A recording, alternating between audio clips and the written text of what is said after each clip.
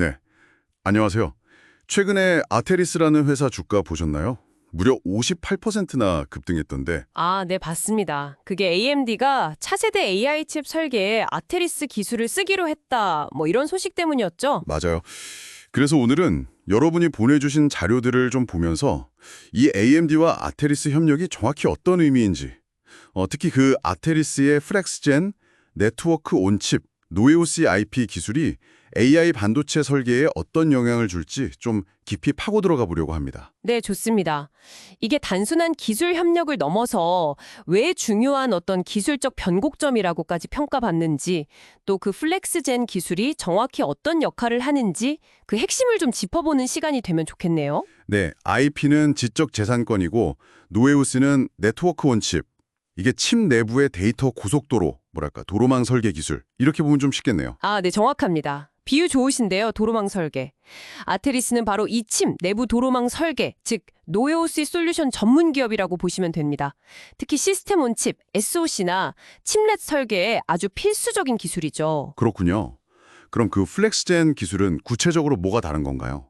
특별한 점이 있다면요? 플렉스젠의 가장 큰 특징은 AI 기반 자동화예요. 그러니까 자체 개발한 알고리즘, 머신러닝 같은 걸 써서요. 아주 복잡한 칩 내부 데이터 네트워크망을 자동으로 생성하고 최적화하는 거죠. 자동으로요?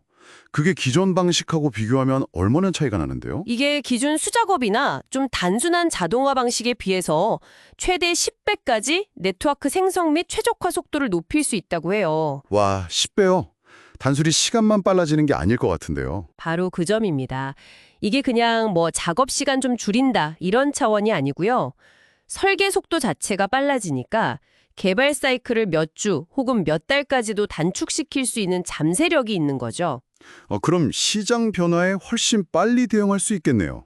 그렇죠. 설계 속도 자체가 무기가 되는 셈이에요. 게다가 단순히 빠른 것뿐만 아니라 그 와이어 길이를 최적화하고 데이터 지연 시간을 줄이고 또 전력 소모까지 개선하니까요. 고성능 고집적 칩 설계 효율을 정말 극대화할 수 있는 거죠. 그렇군요. 설계 속도가 경쟁력이 되는 시대라는 말씀이시네요. 아까 칩렛 내부에 5개에서 20개까지 독립 데이터 네트워크 구현이 가능하다고 하셨는데 이건 어떤 의미인가요? 네, 그건 이제 유연성을 뜻하는데요. 예를 들어서 데이터 센터에 들어가는 아주 큰 AI 칩에는 더 많은 복잡한 내부 데이터 도로망이 필요할 거고요. 반대로 스마트폰 같은 엣지 기기에는 그보다는 좀 덜 복잡하지만 아주 효율적인 망이 필요하겠죠. 아, 용도에 따라서 맞춤 설계가 가능하다는 거군요. 맞습니다. 플렉스젠은 이러한 다양한 요구사항에 맞춰서 최적화된 내부 고속도로 시스템을 말 그대로 맞춤 설계할 수 있게 해주는 거예요. 그러니까 AMD가 공략하려는 데이터 센터부터 저기 엣지 기기까지 모든 시장에 최적화된 성능을 제공하는데 훨씬 유리해지는 거죠. 듣고 보니 AMD 입장에서는 자체 인피니티 패브릭이라는 좋은 기술이 있는데도 플렉스젠을 도입한 이유가 바로 그 확장성 그리고 유연성 확보 때문이라고 볼 수 있겠네요. 네, 그렇다고 봐야죠. 인피니티 패브릭도 물론 훌륭한 기술입니다.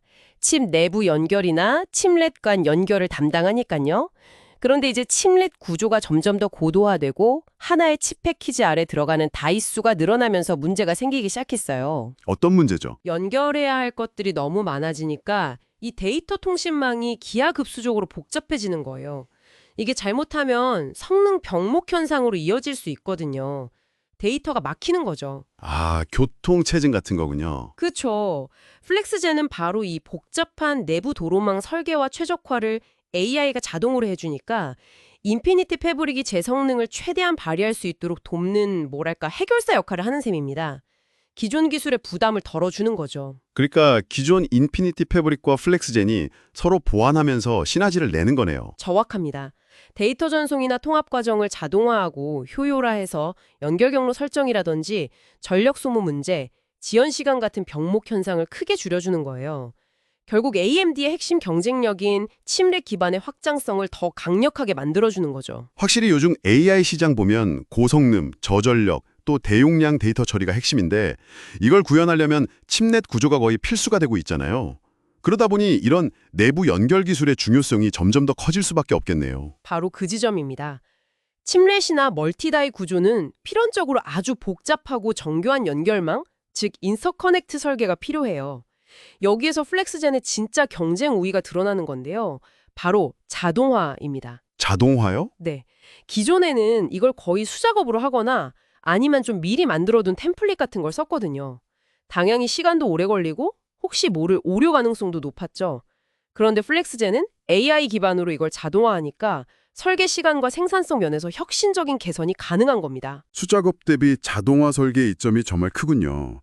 게다가 이게 특정 CPU나 GPU에만 맞는 게 아니라 다양한 CPU, GPU, NPU 구조와도 호환성이 좋다고 하니 설계 유연성도 높이고 혹시 모를 제조 디스크까지 줄여주는 효과가 있겠네요. 네, 맞습니다. 그래서 이걸 단순한 부품 공급 관계가 아니라 전략적 파트너십으로 봐야 한다는 이야기가 나오는 겁니다. AMD 입장에서는 자체적으로 가진 핵심 IP 역량에다가 아테리스 같은 외부 전문 IP를 효과적으로 결합하는 전략인 거죠. 경쟁사인 엔비디아나 인텔과의 경쟁에서 뭔가 차별점을 만들려는 거군요. 그렇죠. 칩렛 아키텍처를 더 강화하고 AI 포트폴리오 전체의 경쟁력을 끌어올리려는 그런 계산이 깔려 있다고 봅니다. 아트리스 입장에서도 AMD라는 정말 세계적인 고객을 확보하면서 기술력과 신뢰도를 확실히 입증하는 계기가 됐고요. 이걸 발판으로 다른 반도체 기업들한테도 영업하기 훨씬 수월해지겠네요. 네, 레퍼런스 확보 효과가 아주 크죠. 앞으로 AMD는 칩렛 설계의 자동화 수준을 높이고 데이터 처리량을 늘리고 전력 효율도 개선하고 궁극적으로는 신제품 출시 일정을 단축하는 그런 효과들을 기대할 수 있을 겁니다. 장기적으로 보면 칩렛이나 멀티다이 구조가 더 확산되고 AI 적용 범위도 엣지 디바이스까지 계속 넓어질 테니까 아테리스의 이런 녹 IP 시장에서의 입지는 점점 더 강화될 가능성이 높아 보이네요. 네, 전망은 밝다고 봅니다. 물론 지속적인 R&D 투자라든지 또 계속해서 나올 새로운 맞춤형 인터커넥트 기술과의 호환성 확보 문제, 그리고 다른 IP 사업자들과의 기술 경쟁 같은 과제는 계속 안고 가야 하겠지만요. 그렇죠. 기술 변화가 워낙 빠른 분야니까요. 끊임없이 발전해야 살아남을 수 있겠죠. 맞습니다. 자, 그럼 오늘 이야기를 좀 정리해보면 이 AMD와 아터리스의 만남은 점점 더 복잡해지는 고성능 칩렛 시대에 자동화, 최적화, 그리고 호환성이라는 키워드를 통해 반도체 설계의 패러다임을 바꾸는 상당히 중요한 전환점이 될 수 있다. 이렇게 볼 수 있겠네요. 어쩌면 AI 하드웨어 경쟁의 새로운 분기점이 될 수도 있겠고요. 네.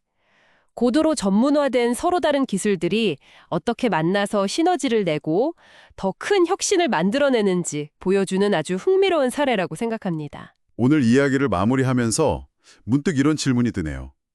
이렇게 칩 설계가 점점 더 전문화된 칩렛들을 마치 레고 블록처럼 조합하는 방식으로 발전한다면 먼 미래에는 우리가 그냥 하나의 칩이라고 부르는 것의 의미 자체가 좀 달라지지 않을까요? 그리고 지금 우리가 아는 CPU, GPU, NPU 말고 또 어떤 상상하지 못했던 새로운 종류의 전문 칩렛들이 등장해서 우리 삶을 바꿔놓게 될지 그런 상상을 해보는 것도 꽤 흥미로울 것 같습니다.